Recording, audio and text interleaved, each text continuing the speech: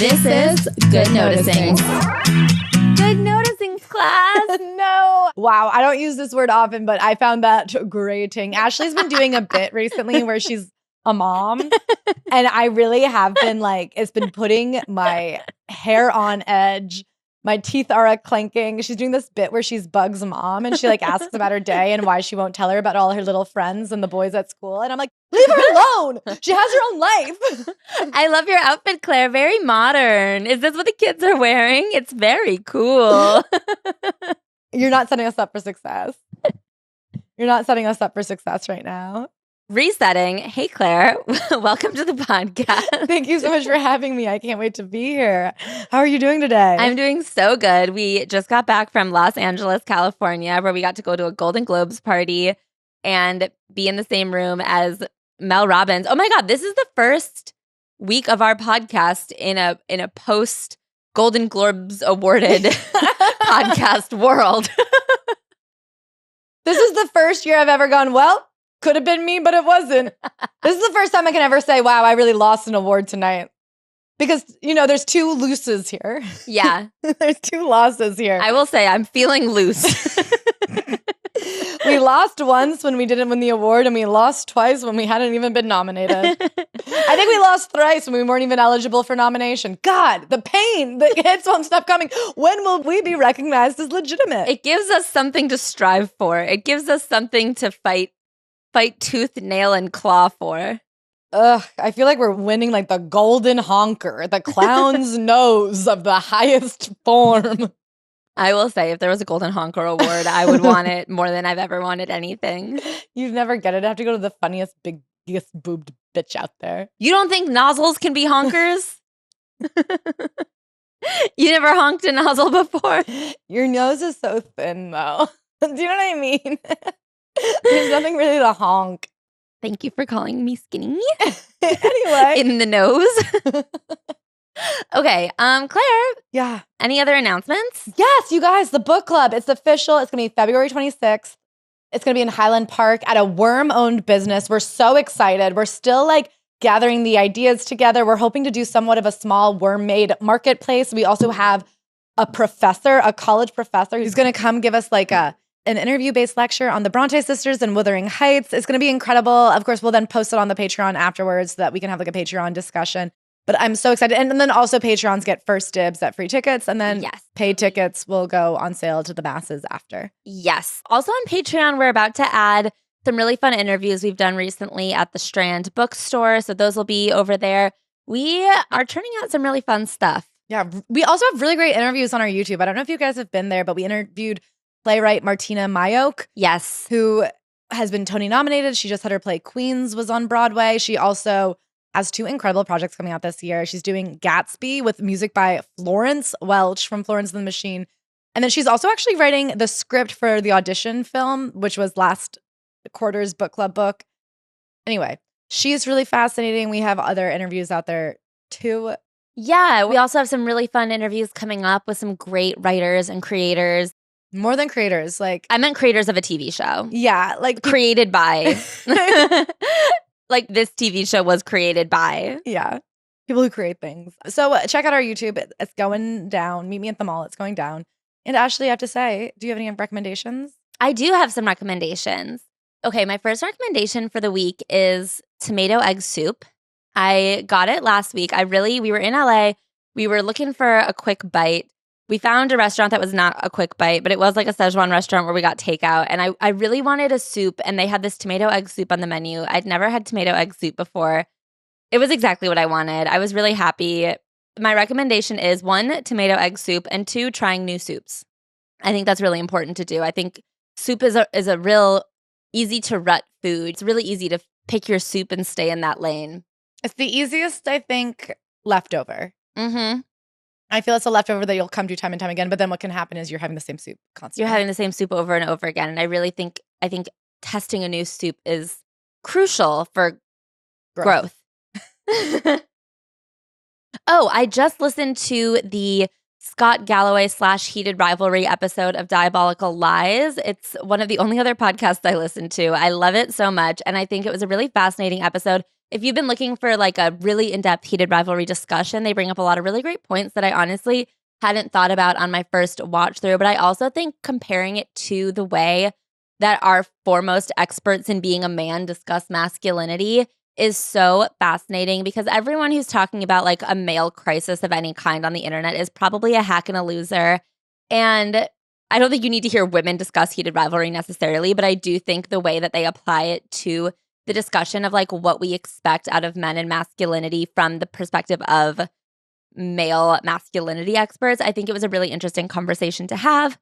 And then also just some great points about heated rivalry, which is a really fun show, a really good show. And my final recommendation for this week, it's really important, it's really timely, is rooting for the Chicago Bears. I think it's a really important and fun thing to do. They've won a playoff game for the first time in 15 years last weekend. And I think that I just really, for your sake, I think being able to cheer on Ben Johnson, who's a hot coach. I think having a hot coach is really fun. To be able to root on Caleb Williams, having a real cutie patootie quarterback, so fun. I think for your sake, you're going to want to get on board.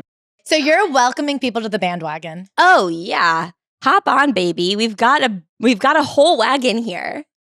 And do you feel that the Bears, where does their fandom lie across the NFL? Like, are they well represented? Are they inclusive? Are they hateful? What would you say is the size and the obsession and the stereotype?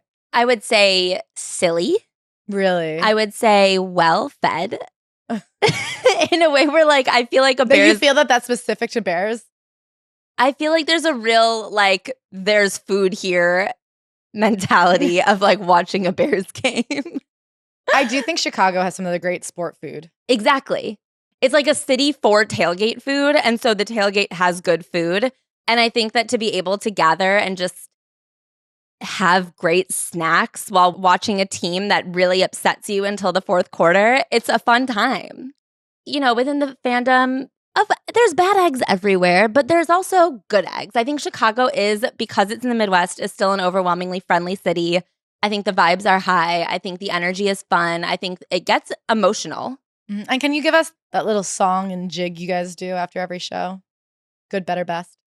Oh, well, you're going to have Tommy McNamara or Ben Johnson do it, the two experts.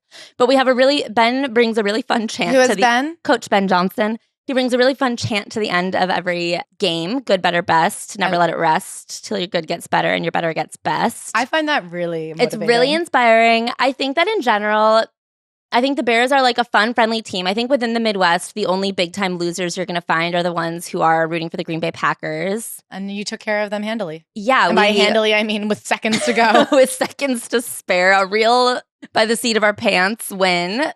And a win nonetheless. Hey. Something nice I will say about the Packers, and something I love about playing them, is two hot coaches. I think to watch Matt LaFleur and Ben Johnson go head to head. I noticed that. I say, where's heated rivalry? Make them kiss. Kiss, kiss, kiss. That's the newest sports hype. I'm sorry. If those two kissed, it'd be game over. Anyway, Claire, what are your recommendations? My 3 recommendations are: 1, don't get mad. I feel like this is going to piss people off. Board games. Why? Board games for 2. I don't know. People, that's a real, one of those like kind of hack takes of like, we all hate board games. Everybody's mad. Yeah, people, you haven't seen that? No. And I'm not even a board game player. I married a board game player, but I have to say, we just got like a 2-person board game. And I feel like in the winter, when you're stuck home and you're like, I can't keep watching TV, I can't keep looking at my phone, what do? We've been together for like 9 straight days. There's not much left to chat. Like, it is fun to just sit down, light a candle, have a drink, and play a board game. We played this board game called Toy Battle. Oh, fun. I'm from a big board games household. Like, my basement growing up was riddled with board games. Really? And your family plays them? Yeah, we would play them a lot. My mom loves a board game. I think if I had to guess, I would say it was brought on by my mom. I guess I'm trying to picture your dad playing a board game. We definitely did play board games. Yeah. Who was the rules reader? Probably my dad. Yeah. Probably a big rules follower and enforcer as well. I think he loves rules. Tax accountant, am I right? You know? Like, you might be surprised to hear that Mac is definitely the rules reader in our house. Well, you don't do directions. At one time when I was a preschool teacher, I remember I was the assistant and we were setting up a new board game for the kids to play when they came in. And the head teacher was like, She was like, okay, you have to like learn the rules of this game to play it to kids. And I was like, normally someone teaches it to me. And I was like I said it jokingly, but I could tell she did not think it was funny. I've seen you unbox an IKEA shelf. I know you're not reading rules. But Toy Battle I had a lot of fun with. And then recommendation numero 2, I watched Dickinson last week. I mean, it really is just the sweetest, most darling show. And Haley really Steinfeld great is in show. it. She's so talented. She's really just like friggin' adorable in it. It's just really like sweet and like comforting and funny and historic. Like, you watch it, you learn a little something about history. The costumes are obviously gorgeous. So that was really fun. And it has a great soundtrack. The soundtrack is so good. I love even the intro song. Yeah. So that's really fun. That's a great watch if you're looking for something to binge. I feel like I get excited about watching another episode because I'm like, oh, the intro. And then I have like a more esoteric one. My third recommendation is this phrase. It didn't resonate with me. And I like to use it because I think in this world of hot takes and like, oh, I thought you were caveating by recommending a phrase and then saying it doesn't resonate with you. And I was like, well, maybe pick a phrase that does resonate with you. Do you see how if that had been what I was saying, what a soft, open way to say it? Yeah. Because I feel like as somebody who reads a lot of books and people want to hear my opinions on stuff, there are things that I go, yeah, I see it's good. And actually there's things that I read or watch and I'm like, well, it doesn't resonate with me necessarily. And then I read the discourse around it. I read what it meant to other people and I go, oh, I could totally see that. Sometimes it doesn't even change my opinion at all. But I think like it doesn't resonate with me. It's just a really helpful term sometimes because I do have a respect for that. Like there are books out there that mean so much to people. There's books that mean so much to me. And I cannot stand it when somebody's like, everybody's in mass psychosis if you think this book is good. This book sucks. I don't know. Sometimes I'm like, does it suck? Or did you, like, you can just not like it? Mm-hmm. And I think, like, for example, I recently read On the Calculation of Volume, Part 1. Mm-hmm. It did not resonate with me. And it's funny because that is a book that is quite up my alley. And I see other people talk about it and they clearly have like these profound responses to it. And they find it such a beautiful, delicate look at the death of relationships and stagnation and stuff. And it just didn't resonate with me. I don't think it's a bad book, but I wasn't like eager to take up a second book. I feel like that's how I've been feeling about Marty Supreme because when I've been kind of obsessed with it because I watched it and I didn't like it, but I didn't think it was bad. Exactly. And I just think it didn't resonate with me. I just think right now we operate in this world, and I know like I wouldn't say Ashley and I are perfect examples of the opposite, but there is the hot takes of it sucks, it's great, it's the worst, it's the best. I don't know, man. There has to be room to say it didn't resonate with me, but if it means a lot to you, I could totally see that. On the opposite side of the spectrum, I think we need to be giving a bit more care to our bests. I think that it's gotten a bit Good, overused. better, best. And I think sometimes I really like something, but it's not my fave. Sometimes I really enjoy something, but it's not something that's going to really, I think, stick with me. Or also, you don't know. There are things that I didn't think would really stick with me. And then years later, I'm like, well, it's a movie I think about every day of my life. But I think we're losing the gray. Yes. It didn't resonate with me. I like that. Thank you. You do have to watch a tone, though, because I think it could very quickly become actually so much more condescending than just going, oh, I didn't like that. But I do think even I didn't like that is so much better than objectively it's bad. There are things that are objectively bad, but I think, I don't know, when people talk about, exactly, Marty Supreme, one battle after another, there are these movies, I think, specifically right now that are being discussed. And it's like, if you're rooting for one and not the other, you have to go, well, that other one sucks and is a terrible movie. It's obviously not. None of them are terrible movies. A lot of really smart people put a lot of work into them. A lot of people at the top of their craft put in a lot of their best work. Maybe it didn't resonate with you. Yeah. And sometimes people at the top of their craft put in their best work and it like is kind of bad. Yeah. It's just different though. Anyway, should we get into this week's topics? We have a really interesting docket this week. Yeah, we're running the gamut. I would say the theme of this week is like, it's the man's internet, baby. I know, I was going to say the theme of this week is guys are doing stuff. They are online, being loud, gathering the men, and it's scary stuff. We are going to up top. We have a couple things to say about the Golden Globes that happened last night. Oh, Spencer Pratt is running for mayor-ish. I mean, as a concept. He is running for mayor based off of what has been a collection of very successful Instagram reels. Oh, God, we got to, okay. Then we are talking about Grok. Yeah, Elon Musk. Would you believe that Grok is at it again, doing stuff that is deeply harmful to people? Elon Musk. Censorship is fine when you don't laugh at my jokes, but not acceptable when you're trying to protect children. You can't stop people from saying slurs on the internet. You also have to let them see you naked. That's a free world. Then we were talking about Nick Shirley and kind of the existence of his brand of online journalism. Nick, as if we all know who that is. Exactly. We'll get to it. It's on the docket. And then a quick overlook on what's happening in Iran. We are also going to start this week through the Olympics, be doing an Olympians to watch segment. Too many boys in this episode. We need to talk about some girls who are phenomenal athletes. And all with an interesting twist on the comeback. Yeah. I mean, this week is about coming back, baby. Boys are back, and also 2 girls in the Olympics. 3. And then we've got a quick caps off. Well, Ashley, last night was the Golden Globes. Do you have any comments? Okay, here's my broader take on award shows, I think, at the moment. Because I used to really love watching award shows. I think that When did you love watching award shows? When you were in LA? Mm-hmm. When you were like in the phase of your life where you were opening the TV guide and circling Shondaland shows that could be interesting? Yes. Okay. That's when I loved watching award shows. When you were on your exec track. When I was trying to be a TV executive, I said that could be me someday, sitting in the back, sitting in a slightly nicer house watching this award show on television. One day I hope to have a boss that gets thanked by a guy on TV. Exactly. The thing is, I do feel like, and maybe I'm just misremembering with my rose-colored glasses tilted backwards, but I feel like there was more fun and people were more excited to be there and having fun. I feel like right now there's this weird thing happening where we have decided that being at an award show means you're like doing the Hunger Games. And so everyone there has this like awareness that it's out of touch to be there. So they feel like they have to acknowledge that there's more important things happening in the world and that what they're doing right now is stupid, but they're still there. And I do feel like you either have to like go and be in it or don't go. Protest, don't win an award, don't go to the show, like say awards are stupid and like destroying the art form and also the world. Like I don't care, but like you can't be there talking about how dumb it is to be there. Yeah. I don't know that I was seeing a ton of that last night. I feel like on the red carpet it was worse a little bit where like I guess I was watching the red carpet coverage. Mm-hmm. And I don't think I saw any of that necessarily. I did see weird attitudes though. There was weird attitudes. There was, I don't know, and because I don't even want to give them the credit of being like it's politically motivated. I know a lot of people are like, of course they're upset at the awards show. Look at what's going on in the world. And I'm like, I think that that's like a very generous offer. Mm-hmm. I have heard it was very hot. Okay, so they were upset because they were toasty.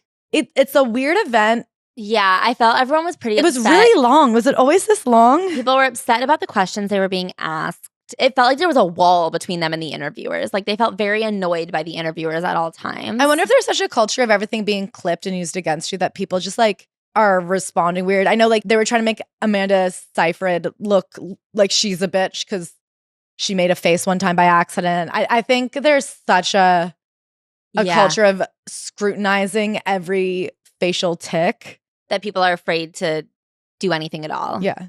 I think that's like a huge likelihood. I want to say this. I feel like people that really crushed it last night Mm-hmm. were Mary Beth Barone. Her red carpet interviews were so good. She was doing red carpet interviews for Golden Globes and they were like very funny. And I think she did a really great job allowing celebrities to show their personality. And I thought she did a great job asking like funny, kind of sassy questions that most of the celebrities were then able to play ball with. It was very much like she is the interview, they are the celebrity, but they were like ping-ponging back and forth really well. Like I thought she did a great job. So congrats to Mary Beth Barone. And then, of course, like Nikki Glaser, she really does crush it. And I feel like I forgot because it was a full year, but watching her do honest to God jokes up there that were funny and like poignant, like making fun of Jumanji, making fun of CBS on CBS, calling it like the last news network where Americans can see BS is, I mean, they were just like phenomenal jokes. She was truly funny. She crushed it. And then Wanda Sykes. Wanda Sykes is a genius, and I love her so much. I was saying like what she said to Bill Maher. I think the Bill Maher joke was like, you give so much, we would like you to give a little less. I'm like, that's very funny. Of course, I think that that's true. And if anything could come true from the jokes last night, I'd love it to be less Bill Maher. We actually were talking about seeing him in real life on the Patreon. We went to a Golden Globes podcast party, like one of the official Golden Globes Week's podcast party. And we talked about it on our Patreon. And we like were circling around trying to spot celebs and we could not escape Bill Maher. And I really was like that embalmed little man with, he looks like if a dog was stung by a bee on the nose, but then also he was cursed by the devil and then embalmed by Madame Tussauds. Like it's not a pretty sight. So I hate him. But that being said, I want to give credit to Wanda Sykes', what I thought was like her greatest joke was when she was making fun of Kevin Hart. Yeah. She was like, you have more money than anybody else in this category, and yet I know that you still want it the most. You're a true American. And I was like, oh, to make Kevin Hart a symbol of everything that's wrong with his country, what a brilliant cutting every word in there. It's so it's not short, so to the point. It's only mean if you're aware of values. Do you know what I mean? Like that's what's so crazy is because nothing is ostensibly a mean thing to say. It's not mean to say you have the most money and you probably want it the most. Like those. And then, you know, also it was so funny, Catherine Hahn and Melissa McCarthy were great presenters. Yeah. And I was like, okay, shout out female comedians. I really was like, maybe the coolest thing you can be is a female stand-up comic because girls are so much funnier than boys. It's crazy. But also specifically like, I don't know. I find a lot of times it's so humiliating to be a comic. Like what could be more pathetic on God's green earth? But then I looked at them and I was like, okay, we're doing the reps in the gym and look at it like show force. It's really cool to be funny. That being said, I walked away from last night going, is there anything more pathetic than being a podcaster? I will say the attention given to that award last night, the fact that that award existed, it was tough. I really am glad it was Amy. Okay, that's what I wanted to say is I kept being like, well, if it has to be one of these people, I hope it's Amy. And then when they said, oh, NPR is nominated too, I was like, okay, no, it should be fucking NPR. It should be NPR. I will say, like, what a funny little gag they did to be like, how do we make this obvious that we're not just inviting the people with the most followers? Yeah, especially because that is like a daily morning show that they put out. It's so well created, so well produced. I guess the NPR one should have won because it is effort. And I think it's very funny that Amy called out how preposterous it was that like none of these other podcasts are doing what NPR is doing. But I do think generally, I'm not pissed that podcasts are part of the Golden Globes. I think it's annoying the way that they're part of the Golden Globes. I think that to just say the eligible podcasts are the top 25 podcasts, most of the top 25 podcasts are Bible podcasts or like a celebrity talking to their friends, and that's why it's popular. It's not because of the work that goes into it. Or like expertise of the medium. None of these was Serial. Do you remember when Serial came out and really did change the landscape? I mean, Serial, like Welcome to Night Vale, there are people and there are podcasts that are doing really interesting and creative things. And I don't want to say that those things shouldn't be awarded in some way. I do think that like the way podcasts are part of the Golden Globes right now does make it so silly. Yeah, exactly. I just think the thing about podcasting is it is the lowest barrier to entry medium. And I think to fold this historically independent media into the legacy media and then make a big show of being like the only people we're going to recognize are the people who bounced out of legacy media feels very like, just don't. Yeah. Just leave it. Like, I don't know. Like, I know these are always cash grabs. These are always attention grabs. There's always like pay to play. All those VMA Vanguard Awards are literally paid for. Like, they just make things up and it is a viewership. And I think in actually this world, I was reading about the GQ men's editor leaving to work with Pharrell under Louis Vuitton. And they were saying one of the biggest things he did for GQ was the Men of the Year event. And that a lot of these media, like print media, most of their money is coming from these events these days. So I get that. The game is the game. Live events have to make money. But something about that podcast award as a podcaster was really like, what is the game we're playing? Also, like, shout out to Nikki Glazer's sketch. Yeah. I think she kind of nailed it. Yeah, this is what we have now. Me and Ashley actually both made the exact same joke on Threads last night. Watching I made it on the red carpets and then she made it when Amy won. We both made the joke, like, shout out to Amy for giving the Golden Globes podcasting award exactly the amount of respect it deserves by wearing a t-shirt. I was like, did I say that twice? And I was like, oh no, we both noticed the same pattern. Yeah. I think the reason it was so funny to give it to Amy is because it was going to go to one of the celebrities, not NPR. And I think to give it to someone who like does have real Golden Globes. Like she's hosted the Golden Globe. I think, didn't she and Tina Fey do the Golden Globes? Like a couple of years. And I think famously made an enemy of Taylor Swift. Yeah. But like, you know what they say? There's a special place in hell for women who don't support other women. So she can take that extra podcast Golden Globe and right back down to hell. She's won many real awards. She's won, she's hosted. You know what I mean? Like, I think that was the right call. I forgot too that Will Arnett is her baby daddy ex. And I'm proud of her for beating him. Me too. How weird to be kids and be like, I don't know, my parents are up for the same made-up award tonight. I guess for those two, it's fine because those are both people who like have done things. Do you know what I mean? This isn't like Alex Cooper and like Sophia Franklin going up against each other and like sharing a child. And it's like they are podcasters who are podcasters. Yeah. And they're also podcasters who need the air of legitimacy upon them. Yeah. Will Arnett is in a movie that is like getting nominated for major awards right now. Sure. They say. They say. I mean, it is. I'm not going to say if it deserves them. I'm just saying he is. He's still a real actor. And what we're saying is good luck, Bradley Cooper. Talk about wanting it. Jesus Christ. Bradley Cooper, it's enough. Bradley Cooper, the washed up version of Timothée Chalamet. Something I'm really interested in is these men who have these massive careers. They like completely shift everything about their lives and themselves and their drive into like getting an Oscar. Like you have The Rock, you have Bradley Cooper. Well, I think for Bradley Cooper, this was the career he's been at for 40 years. It makes sense that you'd want to achieve the pinnacle of it. But The Rock, I'm like, buddy, you got a tequila brand. You have a tequila brand. You have a franchise and a half. Come on. You have something better than an Oscar. You have parts in movies that bring joy. Especially having just watched Sentimental Value and Jay Kelly, two similar movies where one is good and one is bad. But they're about the same thing, about men like kind of just like thrusting it all aside in pursuit of this career. And I think to both be celebrating those movies and watching it happen in real time constantly. Like it's this constant wheel of men being like, should I have just spent more time with my family instead? I gotta get an Oscar. Yeah, if I play the role of a guy thinking about if kids are important and I neglect my kids to go play that role. I shaved my head. Now can I have an Oscar? No, you're a boy. It grows back in 3 weeks. I will say Golden Globes too long. Too long. Nikki, very great.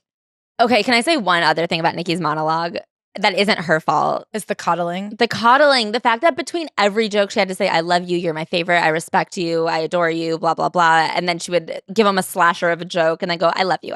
Yeah, I get it. I love you. I love you. And it isn't Nikki because Nikki is like a great roaster. If you watch her roast, she's not like stopping every 5 minutes to do a wellness check. No, it feels like it's almost like what do you call it? It's the culture of the awards show. It's this idea that we have to like pussyfoot around everybody's feelings. New broadcast standards are make sure nothing could ever possibly be construed as cutting.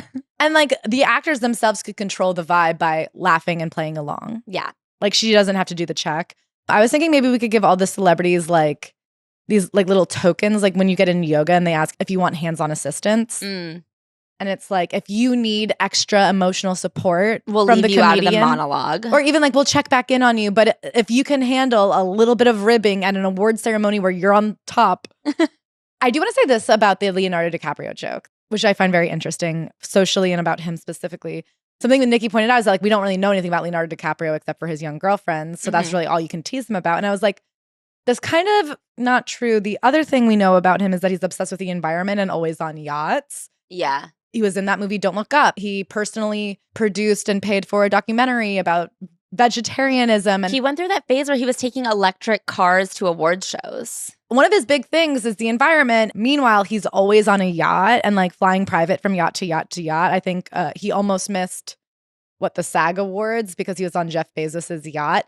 And I find it very interesting that obviously he was good-natured to be ribbed about the young girlfriend thing. I do believe that she could have made a joke about him caring about the environment only insofar that his view from all of his yachts, he doesn't want like the ocean to be cloudy when he's on Jeff Bezos's yacht. You know what I mean? When he's snorkeling in the dying reef off Australia. Yeah, we have to save our reefs because I want them. Yeah, like, you know what I mean? Like, I don't want to see toxic air when I'm on my private jet. There is a joke to be made there. And I do think that would not go over well because I have heard that his PR person really scolds you should you dare to ask about his personal investment in the environment and like what he's doing and like the fact that private jets and yachts, especially at the rate he does them, is so bad. And so I find it very interesting that he thinks it's perfectly okay to be ribbed about his predilection for a young, immature girl that he kind of uses for 2 years and throws away. Like the fact that he absolutely sees young girls as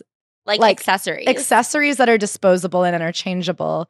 That's a fine thing to laugh about. which I think you could find that very embarrassing. To him, he's like, well, of course, we're all on board that that's a joke and that doesn't matter. And that doesn't actually say anything about me as a person and that can't be held against you. But don't you dare point out my environmental hypocrisy. Like that feels like it would be something that would get you in trouble with him. It does feel that way. And of course, the other thing we know about him per demois is that he will fuck girls and listen to his headphones the whole time. Headphones, dino bones.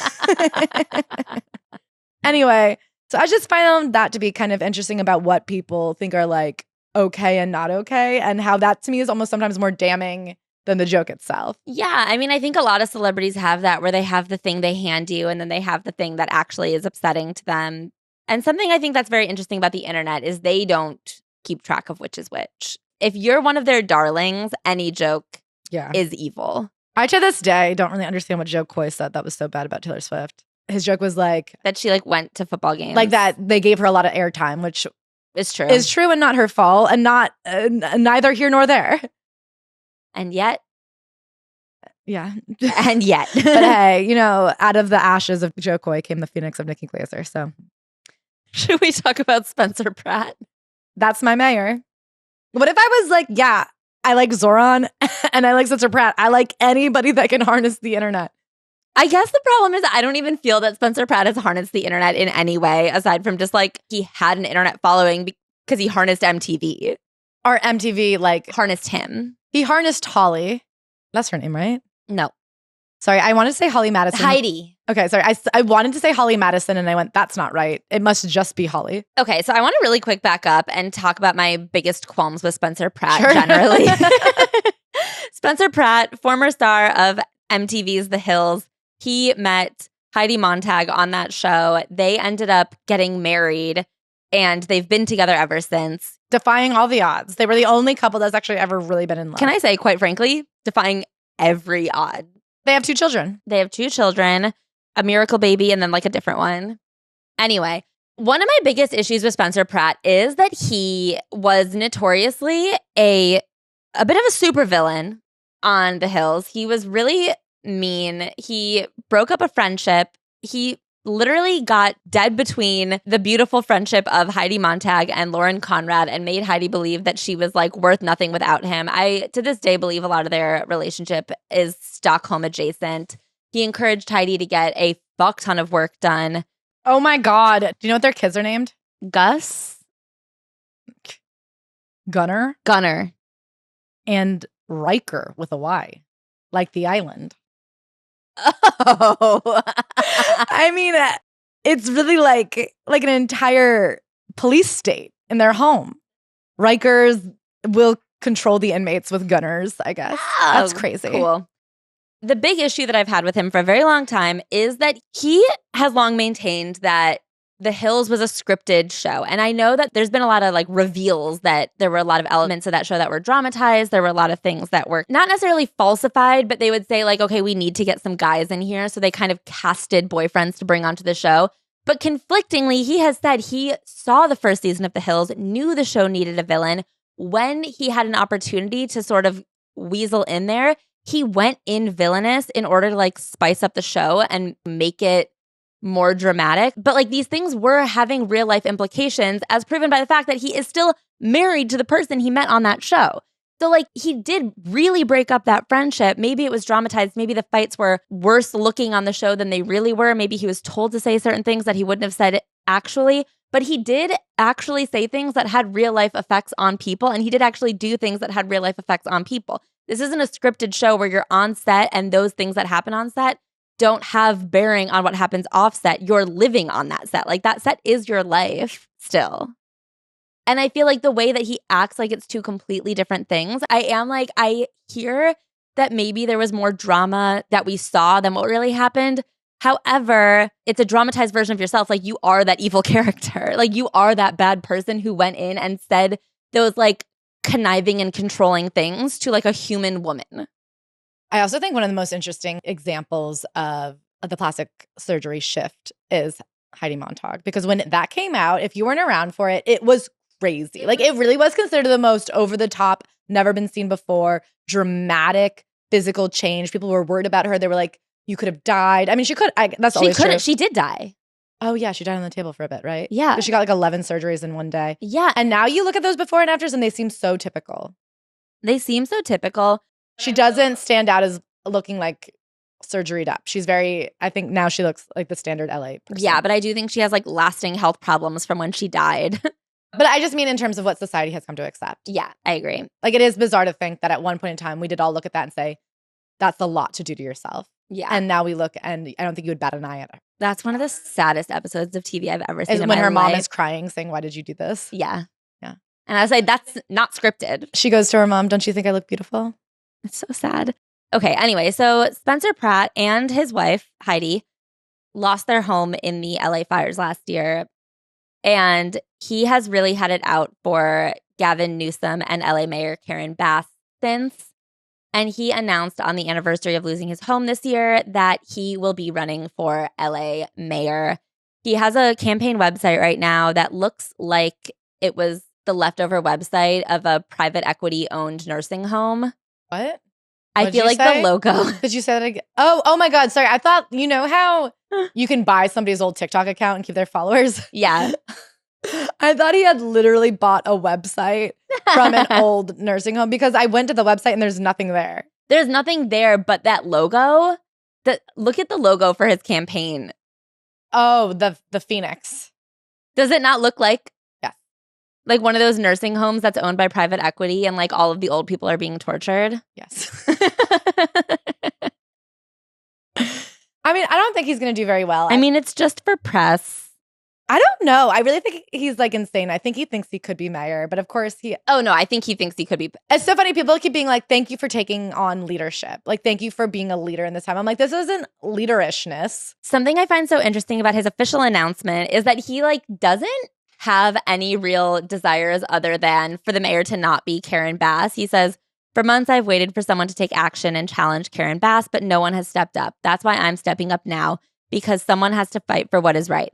My candidacy is more than a political campaign. It's a mission to expose the systems that have failed us for decades and shed light on the darkest corners of LA politics. I'm doing this for my family, my neighbors, and every person who believes the government should serve the people, not the other way around.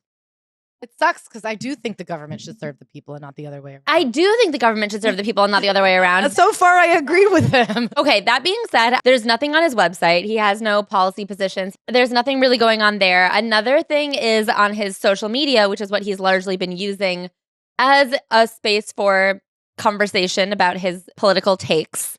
It's mostly just about the LA fires, and it's mostly just to say, fuck you, Gavin Newsom.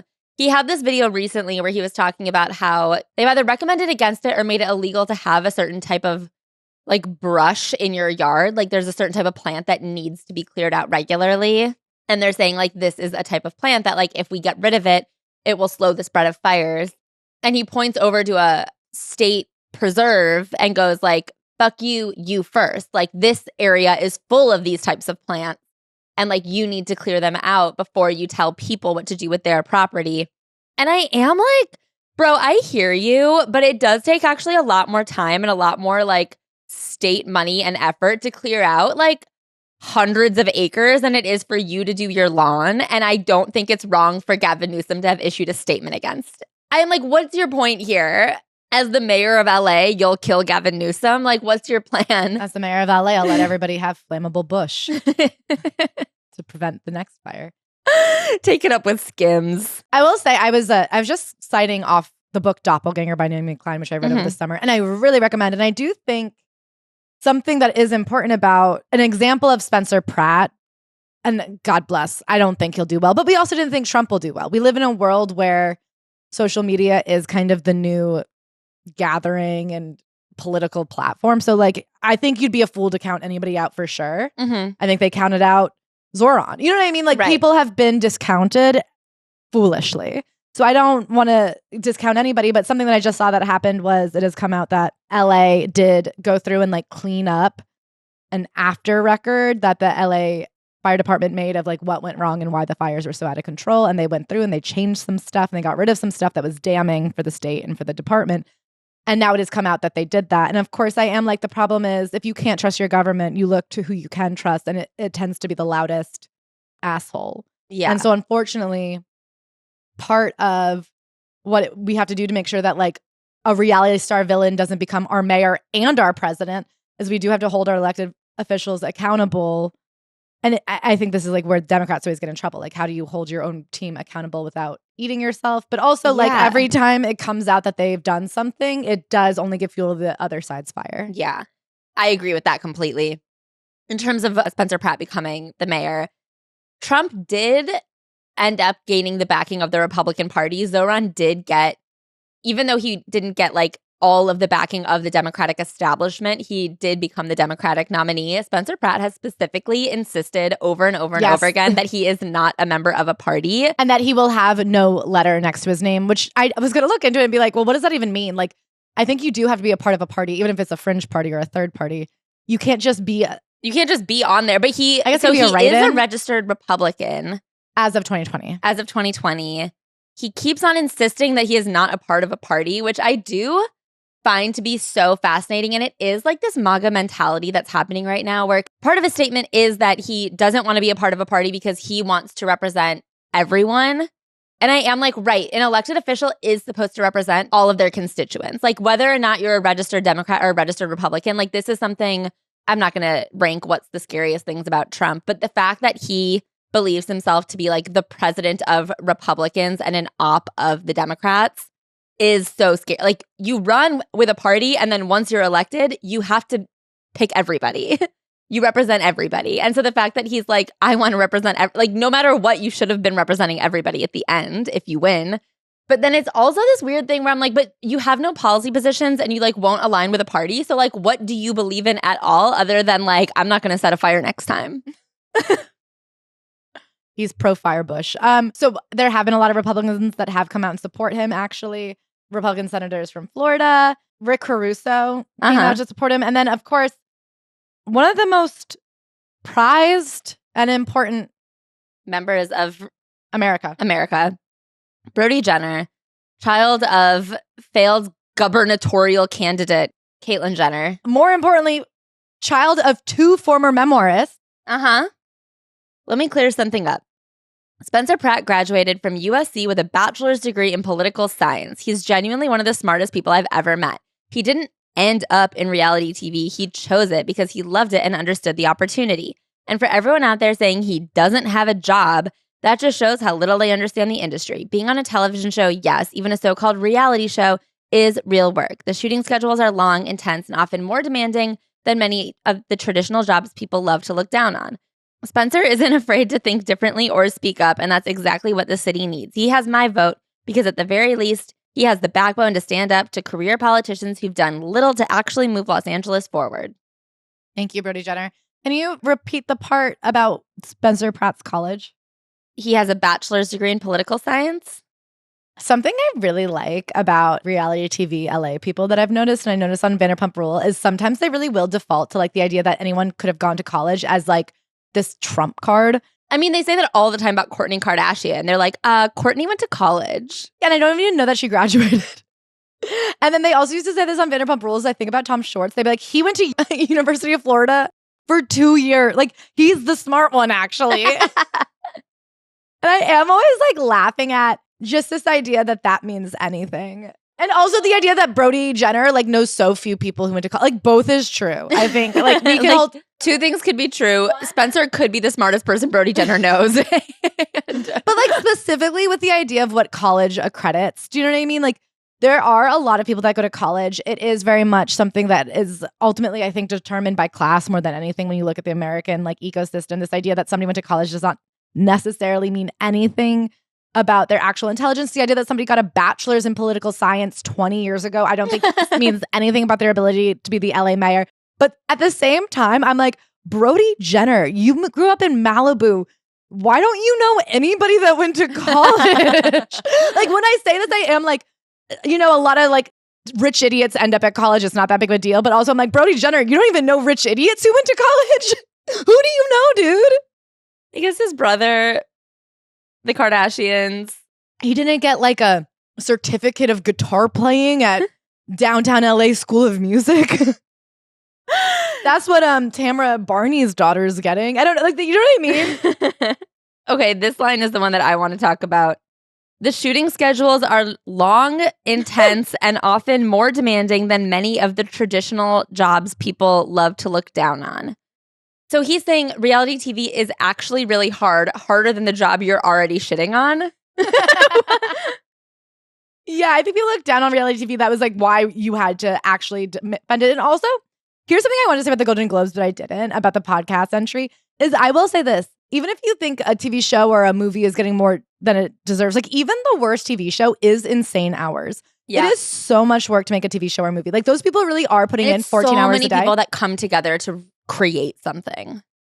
A podcast really is, especially like a good hang style podcast where you don't even have to look up the IMDb of your guest. Not that much work. And that's why I'm like, reality TV, he was up at 4 a.m. to get into Frankenstein makeup. They were not shooting overnights. You know what's hard about it is that he did have to wake up to say, I am in real life going to sever the relationship between my wife and her mother today. I'm going to manufacture a fight so dramatic that her life crumbles. I know you do not have to wake up early to be on a reality show because a lot of reality shows is like actual footage of you waking up. Like they are in bed a lot on TV. Anyway, so I guess no luck to Spencer. I would recommend to you, sir, maybe fill out the website. I think that's 101. It's got to be more than Instagram. I know he announced it at that rally that I wanted to say that, though, that like the Republicans are coming to back him. I don't doubt that he'll become a nominee. Yeah. Like you said, he does have some points. I think that there are a couple of things that, again, I haven't heavily looked into, but I looked into the organization that was like doing this rally. I think it's his organization, the They Let Us Burn rally, where he talks about their 10 points of like what they want from the government. There are some really fucked up things happening post-fire where rebuilding houses incurs like new house property tax, not the property tax you were paying. Like it is a lot to like bankrupt people who've been living on this land for generations. And I think demanding change there is reasonable. Yeah. I mean, nobody goes to LA and goes, a perfectly run city. Right. This is a city that figured it out. But I do think you can't be the mayor of a city that's being like tortured by ICE right now and say the only thing that matters is Spencer Pratt's house. Yeah. No, of course. I don't think Spencer Pratt would be a good mayor, but I just do think that I wouldn't discount him because unfortunately right now there are these like holes that people feel like left behind by the government and are valid in many ways. And so unfortunately, psychos who don't double check themselves have an advantage in that they can just be like, there are problems here, and they're not wrong. Oh, speaking of big problems, should we talk about Elon Musk? Oh, another perfect man. Another perfect man. Oh, two men who are shaped so eerily. Spencer Pratt and Elon Musk.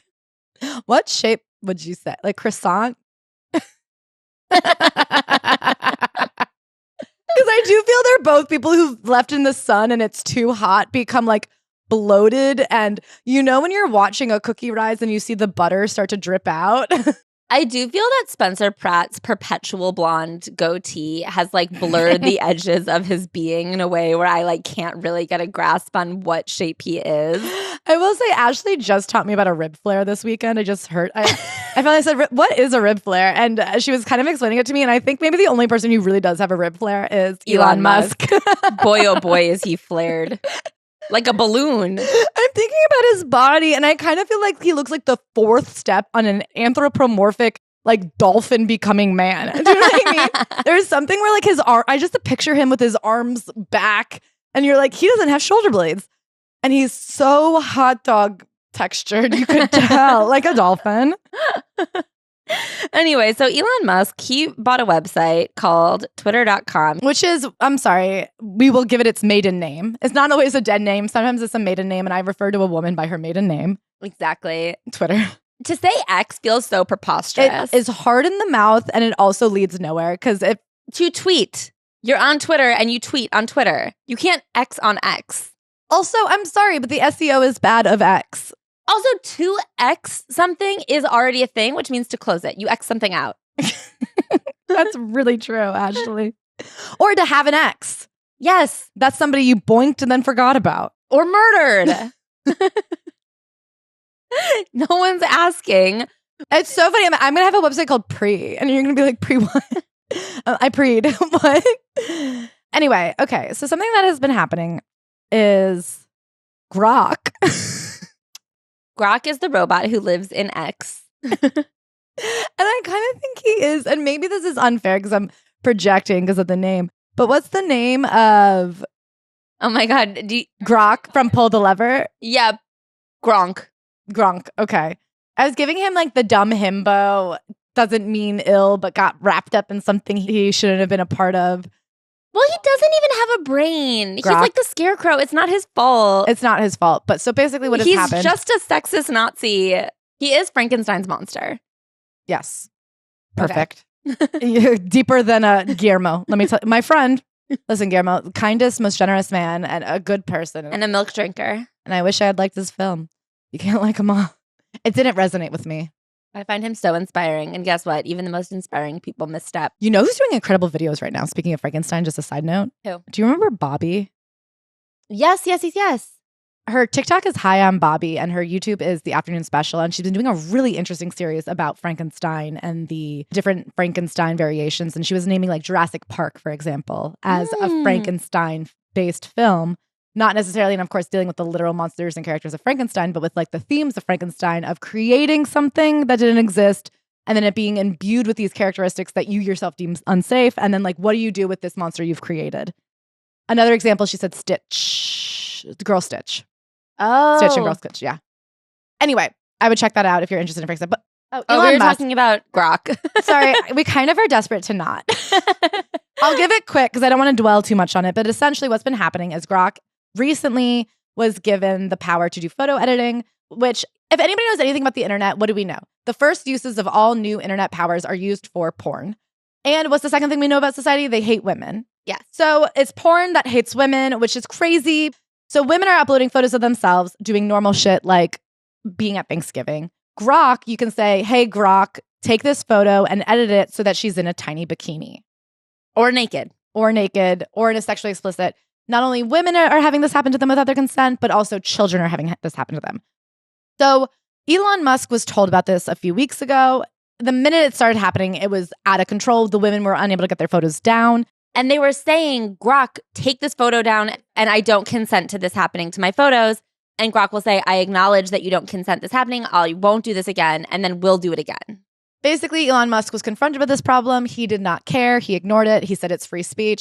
Something interesting that I do think needs to be acknowledged too is that 6 months ago, Elon introduced Spicy Grok, which he said will be the future of OnlyFans and porn because it allows you to create any porn you want based on like real images, which seems like Grok is now being used with this exact implicit purpose. And so there's been 6 months of training this thing to understand what people want sexually from their imagery. And then last month, they released image editing. So they basically trained the system on Spicy Grok to learn how to make porn imagery and then said, okay, now take all of those algorithms and all of that training and apply it to men on Twitter who want to make any image look like porn. It's hard to not see that it was like trained to almost do this explicitly. It was brought to him. He ignored it. Countries are now fighting. Even the US, like Trump himself actually made, it's called like take it down law. And that if you see a non-consensual photo of yourself online, and I think it's either like revenge porn, but also deep fakes.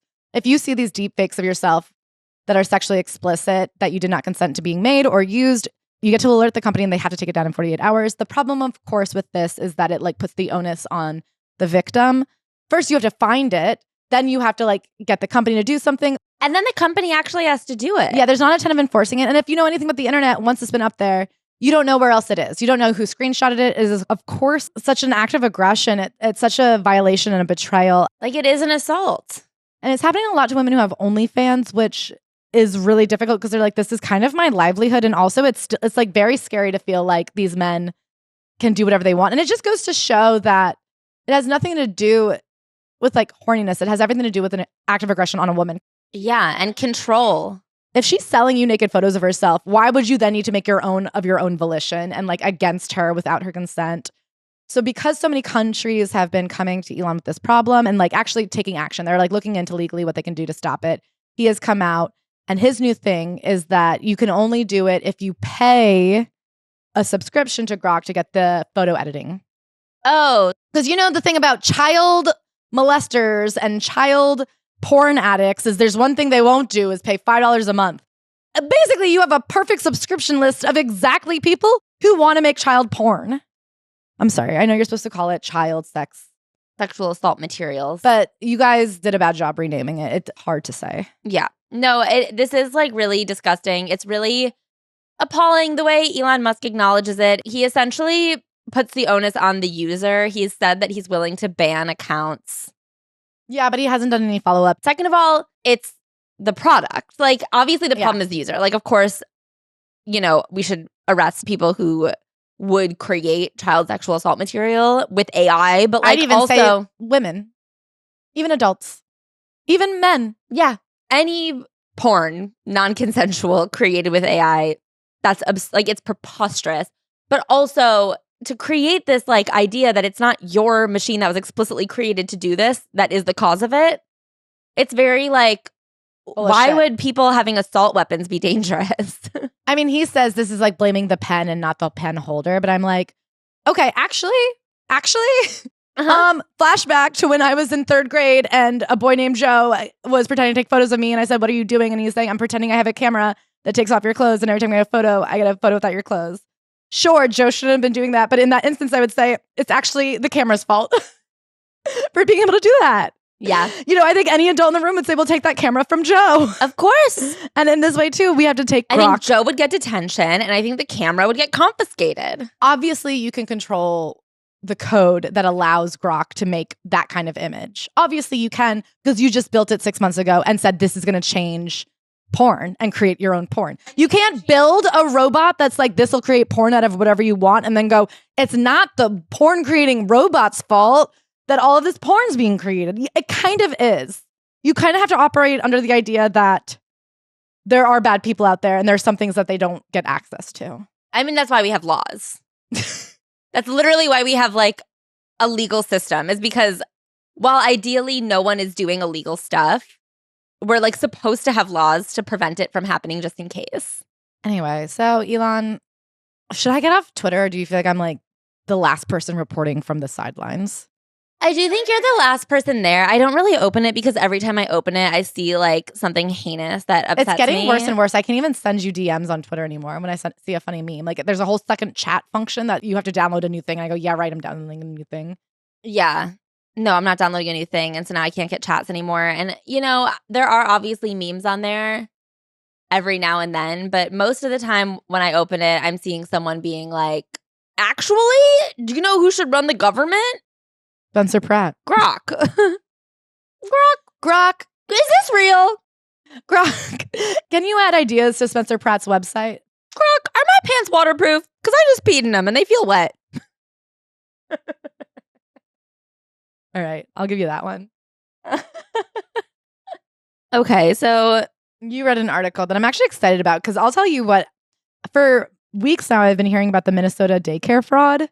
And I have heard Tim Walz did something maybe bad, or like oversaw something maybe bad. And that did break my heart because I believed in that man. Okay, so we're going to talk about the Minnesota daycare fraud, Tim Walz and Nick Shirley, the YouTuber who uncovered said fraud. I thought he didn't uncover it. I thought he just read it in an article. Exactly. He discovered it the way we discover. I mean, it really is like, I wish I was a man.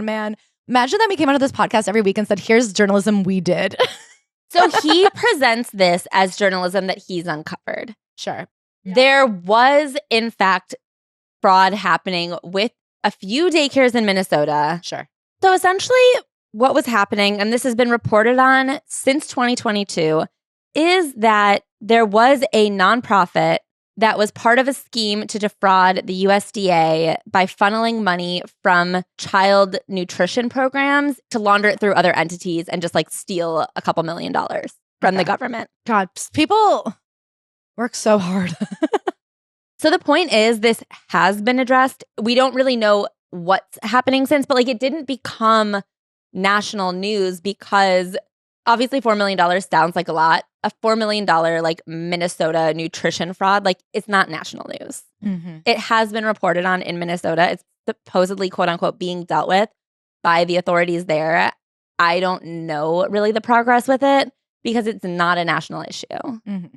And that is, I think, one of the biggest things here is like that's the crux of what's happened. It's real, but it's not new or like uncovered by Nick Shirley. No. Yeah. And so what's happened with him is he found out about this fraud and decided to take it into his own hands to like report on and hold daycare centers accountable. So a YouTuber man, he's 23, I think. He has a few million followers, and he started going to daycares in Minnesota and like demanding to see their records to make sure that it was an actual daycare with actual children there. He was exclusively visiting Somali daycare centers. One of them had like a misspelled sign out front. So he's like, this obviously isn't a real daycare center.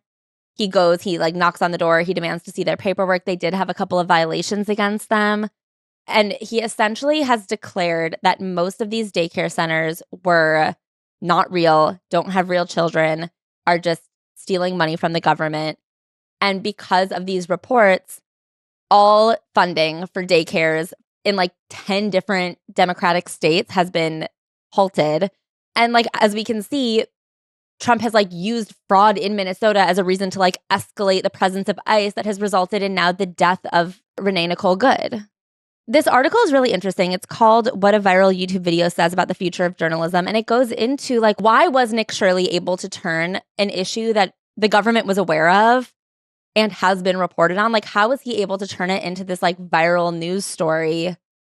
And it is because of the way that Republicans are able to like sensationalize news in a way that is like deeply compelling. The author writes, it's true that local and national news reported on the fraud in Minnesota, but there's nothing quite like watching a secret get revealed on video, especially if you believe that everyone is trying to suppress it. So the framing of this like YouTube expose is that he has discovered something.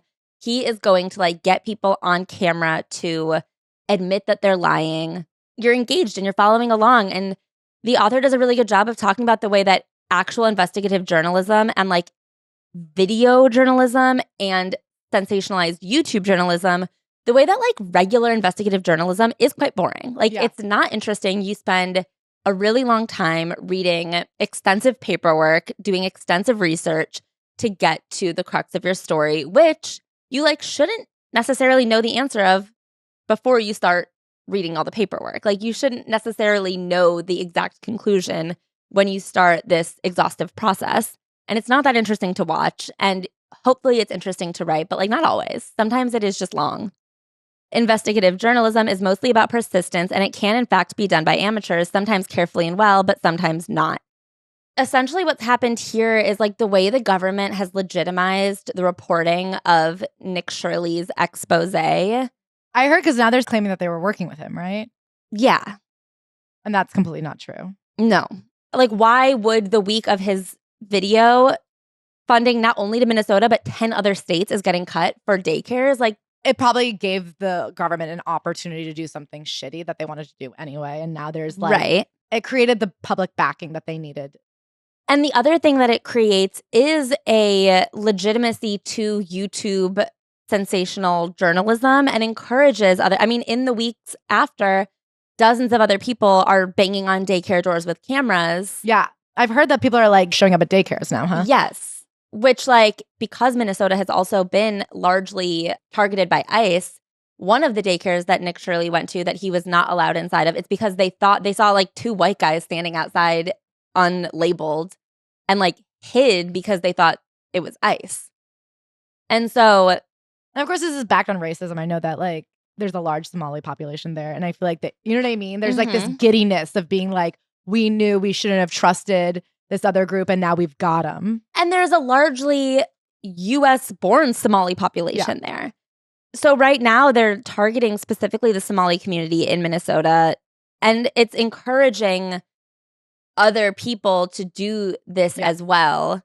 Well, it's interesting because this reminds me so much of Pizzagate, where that guy showed up to a pizza shop and like shot people up. Yes. I really do recommend reading Doppelganger. I find it very interesting. But there is this thing happening right now of like, yeah, as you said, there is fraud in the government. There is misappropriated funds. There was elite sex trafficking minors. But then somehow it gets distorted into these conspiracy theorists who like show up at a random address and hurt innocent people. I don't, you know what I mean? Like, and I just don't understand what's happening there exactly. I guess because taking on large systems and the fact that like to defeat fraud, I mean, people who are stealing from nutrition for, I imagine, children who need help getting fed every day are bad people and should be stopped. Right. But that is just like a slow and steady. The irony there, I guess, is that also Republicans don't even think poor kids should get extra food. So it's like what do you care? It's probably going to somebody you'd like better. Yeah. But like it is just a slow, consistent paperwork-based job of like checking. Yes.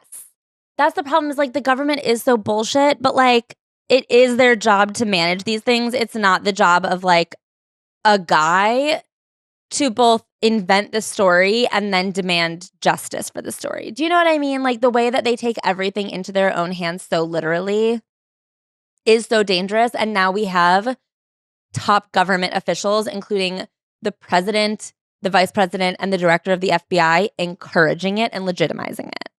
Because they don't want to see actual journalists researching stories. They want to see people that are under their guise, because these are often more right wing. You know, these are people that are aligned with their agendas. Yeah, they want to see like right wing influencers like this churning out propaganda. A right wing YouTuber. I know he claims he's not affiliated, but he is like targeting Black people and like making them afraid and then putting them under a microscope and then putting them on YouTube as criminals. Yes. Even though they are not. Yeah, and he wasn't showing up to be like, is there fraud? He's showing up to say there is fraud, and now I'm just going to use whatever information I can find to prove it. It's so scary to put children in this line of fire. Yes. It's like a crazy thing to be like, I'm going to put on YouTube a place where children are. The thing is, I do think it's important for people to be able to process and discuss information wherever they want. Like, this is a really good point. Do a million YouTube investigators actually constitute free media, or are they more likely to bend with the political winds blown by the most powerful people in this country, who seem to eagerly prop up an endless, self-generating supply of content creators as the next fount of truth?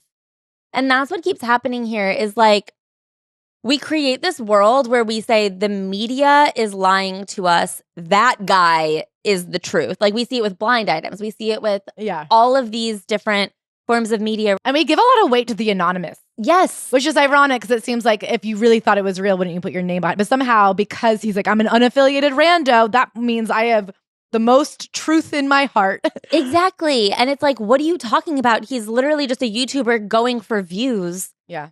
At best. At the most innocent, he's a YouTuber trying to get views. At worst, he is like an op.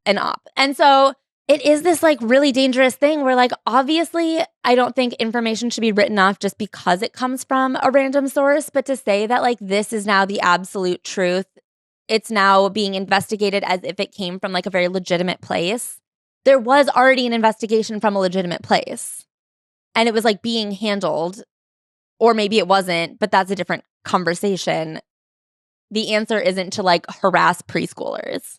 And the bigger problem is that like that is what the current core of the government wants. Like they want information to be coming from YouTubers that they can control, not journalism. Oh my God. Should I try to do Iran in like under 2 minutes just so people... Yeah. So we can move on to something fun like Olympians? Yeah. Okay, basically there have been protests in Iran. Last week, I think on Thursday, the government cut off their internet, so it's been really hard to get a good understanding of what's happening. So far, there are accounts that 500 protesters have been killed and about 50 officers like of the state. So basically, Iran and the US have had like a lot of tension for a while. In the 50s, we installed Shah Mohammad Reza Pahlavi, who purchased American military weapons and allowed the CIA to run secret listening posts to help us against the Soviet Union.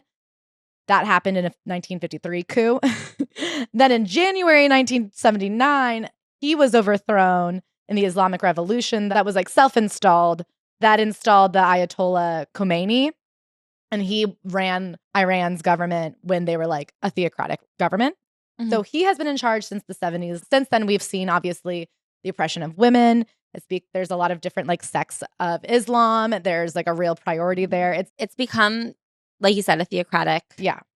And so there have been a lot of problems. It's now, I think, more aligned with Russia, and they're kind of like an axis over there. Actually, Russia and China both work with Iran, but they have not come in yet and helped them with troops. And they are also like the number one enemy of Israel. That's kind of our whole thing, is the US backs Israel. And then also Iran has been paying for all of these like insurgency groups. So like Hezbollah, Hamas, the Yemeni Houthis. These are all operatives that are paid for by Iran. And, so we've been in kind of this, war is not a good word, but, we've been ops, and it's gotten better and it's gotten worse. Obviously, it was really bad in 1979 when they took a bunch of hostages. Like, that was a really tense time. Mhm. It got a bit better under Obama in 2015. We came to an agreement where they weren't going to do nuclear weapons and we were going to lift sanctions. So things were better then, but then under Trump, it got worse. So then, of course, things have really come to a head because of October 7th and the Palestine-Israel war. Because of that, right now, Iran is actually struggling financially because they are financially backing all of these like insurgency groups. And obviously, they have been losing pretty badly to Israel. And also they have heavy sanctions on them. And then also the 12-day war. Yeah. So last year in June of 2025, Israel and Iran had a 12-day war where Israel killed a lot of Iran's leadership. So there have always been these mass protests which have been shut down by the government in Iran. People are fighting. A lot of people have escaped. They're fighting for like, obviously you cannot be gay. It's tough to be a woman. In 2022, I believe, is when the big protests where women were taking off their hijabs. Yeah, so there's been historically a lot of like attempts at protests to fight the Ayatollah. Hold on, I love his name. The supreme leader, Ayatollah Ali Khamenei. Mm-hmm. But this one feels different. So since December, there have been like mass protests across the whole country. 512 locations across 180 cities. And the problem right now is because of the sanctions and is because of all of the money the government has been spending on war. They cannot keep up their own economy. So stores are closing down. Their currency is the rial, and it's in a free fall, now trading at over 1.4 million to $1. So people cannot afford meat. They cannot afford gas. Apparently, historically, the gas has been subsidized? Yeah. The gas and the wheat has always been subsidized by the government. They can't really do that anymore. So that's getting more expensive. They can't afford to import goods anymore. Stores are shutting down. People can't eat. People can't buy anything. Like, nobody has any money. And they're like, it's not just like the poor and the lower classes. It's like nobody can even be middle class anymore. So it's no longer just a fight for like women's rights and gay rights or anything. It's like a fight to survive. And for the first time, things seem really bad. So in 2022, the most recent larger scale protests in Iran, the slogan was Women, Life, Freedom. Now, in these protests, the slogan is Death to the Dictator.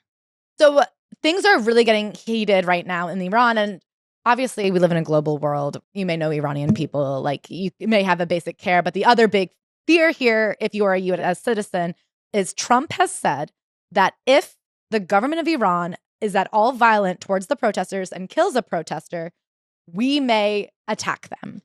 Listen, I was about to say something insensitive. Obviously, I stand with the people of Iran and I want them to have freedom. I do think it's so startlingly ironic for the president of our country to say, with somebody, for the government to harm a protester, they deserve to be interfered with. So Iran is saying they're still down to have diplomatic talks to America, but like they're not going to be bossed around by America. And they're also saying, like, we're kind of preparing for war. If you're claiming that if somebody dies, you'll come do war, like, we'll be ready. We won't be caught again like we did during the 12 Days War. I guess they were really humiliated during the 12 Days War. Their leadership was killed.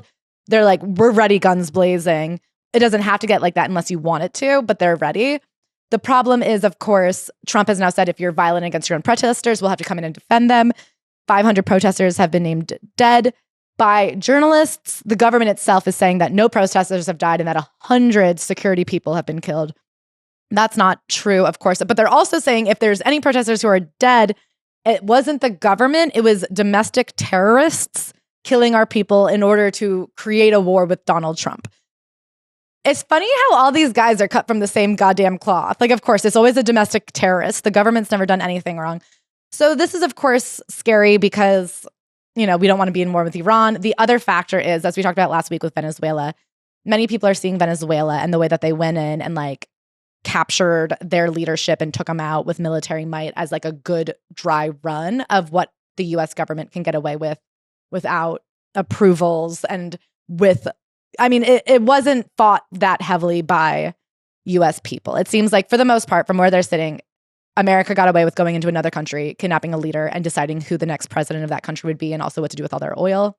Again, Iran has oil. I'm noticing parallels. So I do think it's fair to be wary of what the United States will do next, because it has kind of literally said that we will start a war with them, and then also like put into place all of these test runs.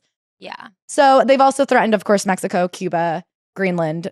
It seems like they're getting hawkish. So I just want it to be said, I believe the people of Iran should have freedom. I don't want to go to war. Yeah. I can't imagine they'll be helped by American bombs. Yeah. That being said, we are going into award season. Try not to let it get you down. There's a lot of award shows coming up, and just focus on what matters. We could go to war. We could also go to the Oscars. Yeah, but how much would it suck if we went to war, got blown up by nukes from Iran in March, and you look back and you said, I missed the last Grammys? Just think about what you're doing with your time these days. I know what I'll be doing. I'll be on Threads, capturing it all. I haven't cast on my sweater yet, but I hope I finish it before the war. If anything, I think you'll think of a better use for that yarn. That's like a resource. You think me knowing how to make clothes by hand is a bad skill to have at war? I just don't think during wartime you're going to be like, oh, good, I used all of my yarn to do a sexy, oversized, comfy sweater. I think you're going to say, I wish I had saved it. And maybe had a narrower sweater with leftover for socks. When we are in the bunker and you are sick of the outfits you brought with you, I'm not making you shit. I wish I had leftovers to darn. Okay, anyway. I'm not making you shit. Me and Bug are going to have a fresh sweater every 2 to 5 years, or however long it takes to finish a sweater. I'm going to tell you, if Bug is a fresh sweater in the bunker, people are not going to like that about her. They don't all feel the way about her. Like she is not going to be likable there. Bug's going to be the supreme leader of our bunker. Should we talk about the Olympians to watch? You guys, as much as I hate our country, I do fucking love the Olympics. I'm going, and if anybody is listening and they're an Olympian, I'd love to interview you. Yeah, and if anyone is going and has an extra ticket, I'd go too. Just if they say, I would love the whole experience. I'd love the Clashly treatment. Oh my God, imagine if there was an Olympian who like listened to our podcast, and something that would help them get in the zone would be like a live podcast, and we could go into the green room with them, or like oh my God, and just shit our chat. And they can't wear headphones when they do it, but if we were on the sled next to them, if just we were yammering. if we were skeletoning right behind, being like, Dax Shepard, get off the roids. Mel Robbins would say, let them beat you, but I say, no, bitch, faster. I have 2 Olympians I'd like to present to you today as Olympians to watch. One is world champion downhill skier Lindsey Vonn. You might be thinking, Lindsey Vonn, didn't she date Tiger Woods? Yes, we're not talking about that. You might say, Lindsey Vonn, didn't she retire in 2019? Yes, we are talking about that. Wow, so she retired before the last Winter Olympics. Yes. Wow. So she's been out for a long time. She retired, like I said, in 2019. She had severe chronic pain. From she what? had been plagued by injury after injury after injury. She's been hit by just so many injuries. She decided, I got to get out of the game. She took a couple of years off. And in 2024, once again, not thinking that she was ever coming out of retirement, in order to treat her pain, she did get a knee replacement. Post-knee replacement. She's just like my mom. She felt so fresh and jazzy. She said, what if I hopped on a pair of skis again? And by the end of that year, she was competing. Oh my God. Sometimes you just can't keep her down. By the end of 2024, she was back in the game. She had a couple of DNFs because she was still struggling to really DNF? Did not finish. Sorry, it's what we say in sports. No, I know. I'm a runner. I know what it means. I'm just not really sure how you don't finish a downhill ski. Okay, you've never gone skiing with me. I had a realization recently. I guess I just am like, just let gravity take you. Can I say my recent epiphany about skiing? So I've always felt that skiing is a preposterous activity that everyone is just pretending to like leisurely. Like I understand it as a sport, but when people just like go out for a ski, I'm just like, what a stupid way to spend your time, to just be cold and sad and wet on a mountain. Like there's snow everywhere and you're stranded at the top and you're trying to get to the bottom and everything is hard and windy. And then I realized, and I was like, it's impossible to be warm out there. And when I realized how like athletic being good at skiing is, even recreationally, I realized that it actually probably is fun if you're good at it. Like, not everyone is like sitting on the mountain. How have you been skiing in a way that you didn't recognize it as athletic? No, I recognize it as athletic, but then I was like, so then you get really hot. And then when you sit down in the middle of the mountain, you freeze. Like you're sweating from the beginning of skiing, but then the sitting part, your sweat freezes on you. It's cold. I will say, I've never once thought Ashley should be skiing. Yeah. Can I say, I do think ski rental stores have a responsibility to recognize a vibe. Just like you shouldn't give a driver's license to an alcoholic. You shouldn't give a pair of skis to a weak bitch. My friend tried to get her scuba license and her teacher did go, I'm looking at you and I can already tell you don't have great control over your body. She was standing on land. And can I say, she was like, my friend goes, I got down there and he was dead right. She's like, you have to control all of your body all the time. So much respect to that scuba instructor. I do think it's the hard truths that separate the good instructors from the bad ones. Yeah. Sometimes you have to say, hey, listen, have you thought about going for a shoe walk? Like a snowshoe walk? Yeah, exactly. I shouldn't be on that mountain. Now I get why people are going skiing. It's not going to be me ever again, but I get why you're doing it. Anyway, Lindsey Vonn, she's really good at it. She got back on her skis. She didn't finish a couple races. And then in the off season between 2024 and 2025, she trained in South America, tested out some new equipment to get really acclimated again. And then when she hit the slopes again, she was buzzing. She didn't know if she'd come back in like a highly competitive way. And now she's like beating her own records. She's 41 years old. She's qualified for the Milan Olympics in downhill skiing. And she said she's going to retire after this one. I kind of don't believe her. How old is she? 41. I mean, I guess I think that if you have like a sensational comeback at 41, the idea that like now that's enough, I don't know. We'll see. We'll see how she feels. But I'm excited for her. That's so incredible. I love a comeback story. Do you want to tell me about Alyssa Liu? Yeah, so Alyssa Liu. Ashley was desperate to tell me something about her. And I said, save it for the pod. I want it to be fresh. Okay, so she was born the oldest sibling to a single dad who had her and her 4 younger siblings via surrogate. What? Is that? I was really excited. I was so excited to call you and go, what do you mean? How is she oldest to a single dad? And then where'd the other ones come from? Wow, interesting. 5 children via surrogate. All by himself.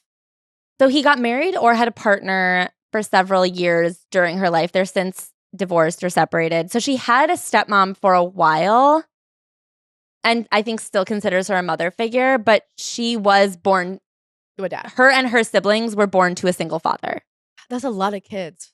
Yeah. For one man. He was a political protester. He was part of the Tiananmen Square protests, and he left under political refugee status. Oh my God. To California. 1 child, 2 parents? What about 5 children, 1 parent? So he came to America in the early 90s. He had Alyssa starting in 2005 and then her siblings after that. And apparently he had no background in skating. So I watched her 60-minute segment. He is a deeply intense person, obviously, but he doesn't view himself that way. He doesn't view himself as like an overprotective, over-involved parent. But in the interviews with the coaches, and she protects him in that way. She doesn't really like throw him under the bus. It just is interesting how you could be intense and overprotective to 5 people. Yeah. It's unclear what exactly brought her into skating because her dad does not have a like skating background of any kind. Purpose. God's word. Yeah, God brought her and she became the youngest women's senior national champion of all time. How old was she? Do you know? 13.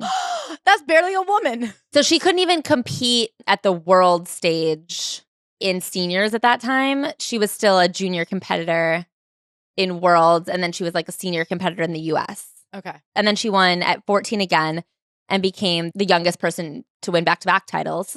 Couldn't have been possible younger than that if you were already the youngest person to win first. She also is like notoriously an incredible jumper. She landed a quadruple jump at 14 years old. Had a woman ever done that before? Yes. But she was the first U.S. woman to land a quadruple jump in competition. And then I think she also has done, the first woman from any country to compete both a quadruple jump and a triple axel in the same program, and the first to land a triple axel toe loop combination in the short program. Those are my I don't know favorite. what any of that shit means, but it sounds crazy. And something interesting about her is that people oftentimes say that she's overscored. And by people, I mean generally on TikTok, there is like a general sentiment that Alyssa Liu is scored higher than she deserves. To which I say, I don't know, man. It really seems like she just is landing crazy tricks beautifully, and you're pissed that it's worth as many points as it is. Can I say something? I noticed I was watching all of these women do their skate for the US competition last week. Something they've just added that I love is they show how much each trick is worth during the program. So you can kind that's of really see nice. as the points add up, which is really exciting. Yeah. So at the 2022 Olympics, she finished 7th. She won bronze at the World Champions. And then she decided she was ready to retire. She was skating every day. It was her entire life up until that point. She was homeschooled. She wanted a life and she wanted to do things. She took a gap year before going to college. So I guess she was kind of ahead of track because she was homeschooled.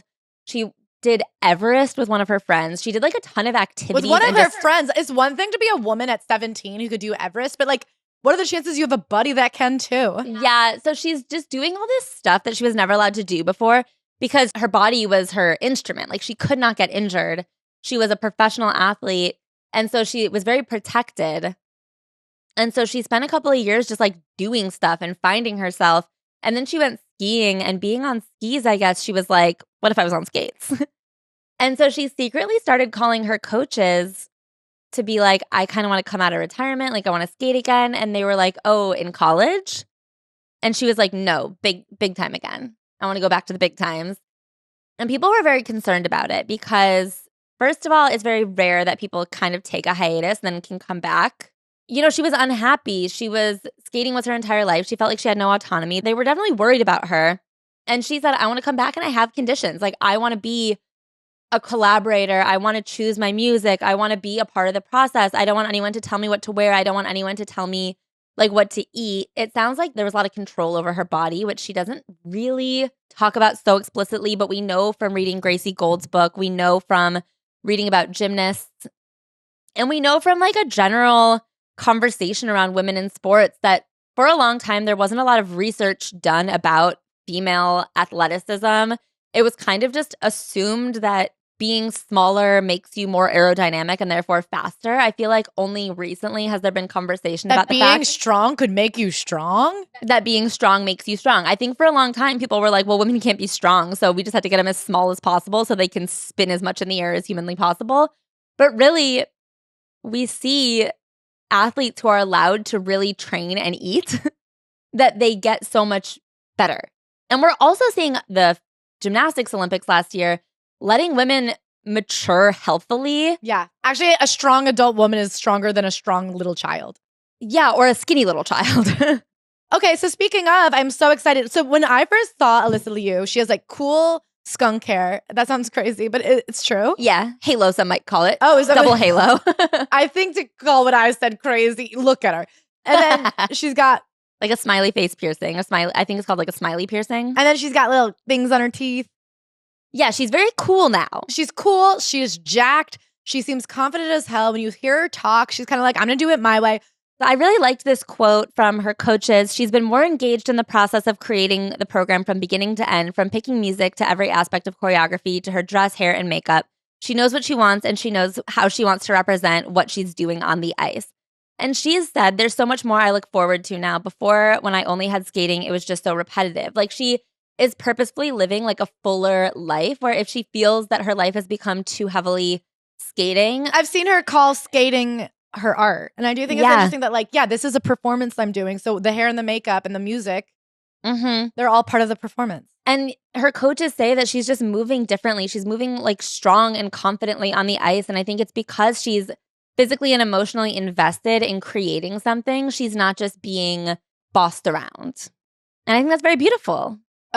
So I saw Alyssa Liu. I thought she was like the coolest person I ever saw. I was like, she's so cool. She skates amazingly. I'm obsessed with her. I love her comeback story. How could it get better than her? I know there's 3 full skaters that are representing the US in the Olympics, but like, who could you love more than her? And then I clicked on Amber Glenn. First of all, guess how old Amber Glenn is? 24? 26. Oh my God, get her in the home. Is Spencer Pratt's nursing home still got beds? Literally, she's the oldest female figure skater that we have competing at this level since 1928. But, you know, back then the Olympics were kind of just like something you did during lunch. Yeah. It really was like the strongest kid in your class. Back then it was like, can you skate? Well, then you're the Olympic skater. Yeah. It's kind of like if you just thought to sign up. So she is incredible because, first of all, she also has somewhat of a comeback. She was skating competitively at elite levels. When she was 15 years old, her friends actually called her parents and said, you have to help her. Like, it's getting out of control. She had OCD, depression, and an eating disorder that was just like untenable. So she took a full year off. She wasn't sure she'd ever come back. And then after she got kind of like a grasp on things and she got the medication, the help she needed, she said, I want to come back to skating, but I want to do it my way. She then has been fighting for her fucking life. She's somebody that I think has always been in the conversation of elite skaters, but it just never fully hit. In 2019 to 2020, she actually came in second and was still overlooked to be on the US team. They give the third place girl her slot. When she was applying for the Olympics, she had had an injury. She had passed out actually during cryotherapy and gotten a concussion. She had been unable to land the triple axel she had been working on. She came in 14th. She didn't make it.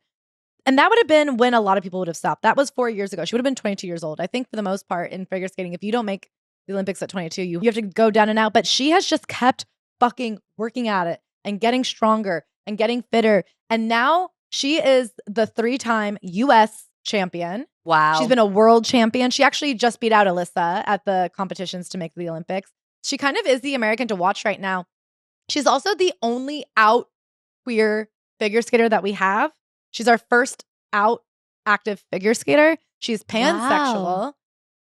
And she is similarly all about being yourself on the ice. She's a proud out woman. She stands with trans athletes. She skates her own skate. Like, she just can't be beat down. And here she is, 26 years old. Everyone would have said, you can't make it that long. And it's her first Olympics. I'm so excited for her. I feel like her and Alyssa in this position, having taken time off. I know, obviously, Alyssa came back young. She was 18 years old when she made her comeback. She was 16 when she retired. So she only took 2 years off. But that is a lot of time to lose training. And I do think that these women coming into their prime or like really excelling a little bit later in their skating journey, I guess I wonder if there's a bigger conversation to be had about like not robbing athletes of their childhood. Well, it's so interesting because there's no man that we do that to. There's like an obvious understanding that, of course, an adult man would be stronger than a teenager. Right. I mean, it's considered preposterous that Michael Phelps won at his first Olympics when he was young. It's almost the opposite. With women, you want the Olympics to fall like immediately after they've turned 16. Whereas for men, you're hoping that their first Olympics is when they're like 19. It's just so funny that like when it comes to how much we hate women, all common sense goes out the window.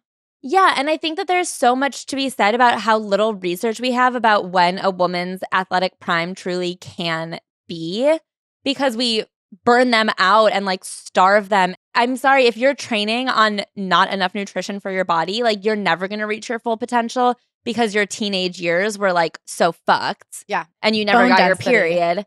And so if we like allow young athletes who show promise to like also still have a childhood and some semblance And of balance. food. Yeah. Food and a life. And like also their training, but at a lower intensity, like could we have insane powerhouse 26-year-olds who have had the proper ramp up? Yeah. So I'm really rooting for Amber because I think that would be such a great story for figure skating about all the 14-year-olds who might be saying, oh no, I'm 14. If I don't make the next Olympics, I'll never accomplish my goals in this sport. And knowing actually 14 years old, you might have another 10, 12, 14 years. You may be halfway into your career. Yeah. I'm excited for them. I can't wait to watch those girls. I can't wait to watch those girls try so hard. I love the Olympics. Everyone's just trying their very best. And Ashley, we have a really fun caps off today. It is not actually an Instagram caption, but it's something fun and different. That all started on Instagram, some might say. You guys have heard about the Ashley Tisdale French falling out of her mommy group, and I know it's been done to death, but Ashley recently found an article that had new information that I had not yet heard and I thought should be brought to the world under the caps off segment. Yeah, so we talked about the Ashley Tisdale mom group drama on the Patreon. She wrote an article for The Cut about having the strength to leave a toxic group of moms that had been kind of her main friend group, I guess. That had not been included. A real "you can't fire me, I quit" situation. They hadn't You been know when you have a including group her. of friends that don't hang out with you, and so you have to let them know that you won't be hanging out with them any longer either. Then it was revealed that this mom group likely included other celebrities such as Hilary Duff, Mandy Moore, Meghan Trainor. I like a cupcake girl, sprinkles girl. Yeah, a cupcake girl. Like a couple cupcake girls. And then Matthew Coma, Hilary Duff's husband, posted on social media that she was a self-involved, annoying person about Ashley Tisdale, saying like what it's like when a self-involved pain in the ass like leaves your mom group or whatever. And then supposedly a source has spoken to Cosmopolitan magazine and said, nobody's really in the wrong here. The problem is Ashley felt really left out because like no one really acknowledged all of her messages in the group chat, but like she can be a really intense person who sends too many messages to a group chat. So she felt really left out because she would like send all these memes and stuff and people would just not acknowledge them.